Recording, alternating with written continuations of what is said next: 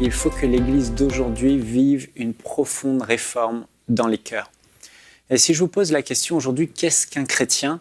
Vous allez certainement me répondre qu'un chrétien, c'est quelqu'un qui croit que Jésus est le sauveur du monde. C'est peut-être quelqu'un qui s'est détourné de son ancienne vie et qui vit maintenant, il ne vit plus dans le péché, il vit dans la sainteté. Ou c'est quelqu'un qui a une relation personnelle avec Dieu, c'est vrai. Mais quand on plonge nos regards dans les Écritures et qu'on regarde l'Église primitive, l'Église des temps des Actes, l'Église des Épîtres, on réalise qu'un chrétien, c'était bien plus que cela.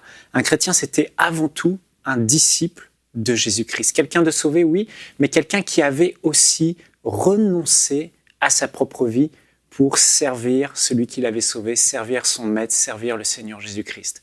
Et d'ailleurs, Jésus a dit d'aller partout dans le monde et de faire, non pas des nations, des personnes sauvées uniquement, mais il a dit d'aller plus loin. Il a dit, allez dans toutes les nations et faites des nations des disciples. Et Jésus a dit dans Matthieu chapitre 10 ou Luc verset 14, il dit qu'un disciple, c'est une personne qui a renoncé à sa propre vie, qui se charge chaque jour de sa croix pour faire la volonté de Dieu, accomplir ce que Dieu veut. Et si on ne fait pas attention aujourd'hui, on se laisse refroidir par la pensée populaire qu'on est là pour que Dieu existe pour nous et on oublie que c'est l'inverse, c'est nous qui existons pour Dieu, pour faire sa volonté. Et regardons ce que les apôtres enseignaient à l'Église primitive. Dans 2 Corinthiens chapitre 5, verset 15, l'apôtre Paul, voici quel était son enseignement. Il donne la définition du chrétien. « Si Christ est mort pour tous, c'était afin que ceux qui vivent ne vivent plus pour eux-mêmes, mais pour celui qui est mort et ressuscité pour eux. » Il n'y a rien à rajouter. Leur raison d'être en tant que chrétiens nés de nouveau, passer de la mort à la vie, c'était maintenant de vivre pour le Seigneur Jésus. Leur vie ne leur appartenait plus, mais leur vie était la propriété de Dieu. Le matin, souvent, on se lève et on se dit « Seigneur, bénis ma journée. Seigneur, donne-moi. » Et la majorité des requêtes que les chrétiens d'aujourd'hui peuvent faire, ce n'est pas tout le monde, évidemment, et heureusement, mais beaucoup aujourd'hui disent « Seigneur, bénis-moi. Seigneur, donne-moi. Seigneur, rends ma vie meilleure. Amène-moi plus loin, une plus grande maison, une plus grande percée, etc., etc. » Mais combien sont ceux qui aujourd'hui se lèvent et disent « Seigneur, peu importe ma vie, moi, j'existe pour toi, tu es mon maître, sers-toi de moi aujourd'hui. Qu'est-ce que je peux faire pour toi, Seigneur ?» Et l'apôtre Paul dira dans Actes, chapitre 20, verset 24, « Voici quelle était la pensée de l'Église primitive, des chrétiens de l'époque.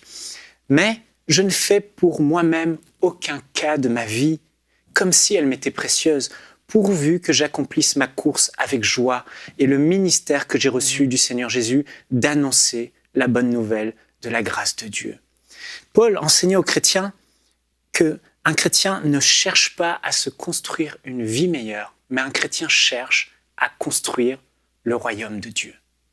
Le chrétien doit chercher quels sont les intérêts de Dieu et à accomplir la volonté de Dieu. Aujourd'hui, dans nos églises, nous parlons beaucoup de bénédiction. Bénédiction, bénédiction, bénédiction. Et je me souviens, cet été, j'ai prêché dans une église et j'ai eu comme vraiment la nausée par rapport au message de la bénédiction. Je dois être honnête avec vous. Non pas que ce soit mauvais. Oui, Dieu est un bon Père, il veut nous bénir, il veut pourvoir à nos besoins. Mais j'ai réalisé que plus on parle de la bénédiction terrestre et ce que Dieu peut apporter, ce qu'on peut vivre ici-bas, j'ai réalisé que les chrétiens passaient leur temps à rechercher les choses d'en bas, les choses terrestres. Une plus grande maison, une meilleure vie, une plus grosse voiture, un meilleur travail, une promotion. Et finalement, on se sert de Dieu au lieu de servir Dieu. L'essence même du chrétien, c'est d'être un disciple de Jésus et de vivre pour Christ. Et non pas l'inverse, Christ qui vit pour nous. Et aujourd'hui, je crois vraiment que cette pensée de Jésus, que Jésus a dit, recherchez le royaume de Dieu et sa justice, et toutes ces choses seront données par-dessus. Et la pensée qui doit animer le cœur de l'Église. Frères et sœurs, vraiment c'est important. La Bible dit de rechercher les choses d'en bas, de rechercher les choses d'en haut, d'être attaché aux choses d'en haut et de ne pas rechercher les choses d'en bas. Je vous encourage aujourd'hui. L'Église doit vivre une profonde réforme dans les cœurs. Et je veux m'adresser aux leaders. Attention au message que nous prêchons. Si nous prêchons constamment aux gens « Dieu va vous bénir, Dieu va vous bénir », le peuple de Dieu va chercher à rechercher ces choses, la bénédiction. Or, ce n'est pas le message principal que les apôtres prêchaient. Le message était « renoncer à votre vie pour servir Dieu ». Et je veux vous encourager aujourd'hui, vous qui nous écoutez. Quelle est votre prière aujourd'hui? Bénis-moi, bénis-moi, bénis-moi. Ou Seigneur, ma vie t'appartient. Quel qu'en soit le prix, j'ai renoncé à ma vie, je ne m'appartiens plus. J'ai fait allégeance à celui qui m'a sauvé, à Jésus-Christ. Ma vie, Seigneur, est entre tes mains. Sers-toi de moi aujourd'hui. Je veux être utile pour ton royaume. Je veux faire avancer le royaume de Dieu. Retrouvez la suite de ce programme dans l'émission Bonjour chez vous sur EMCI TV.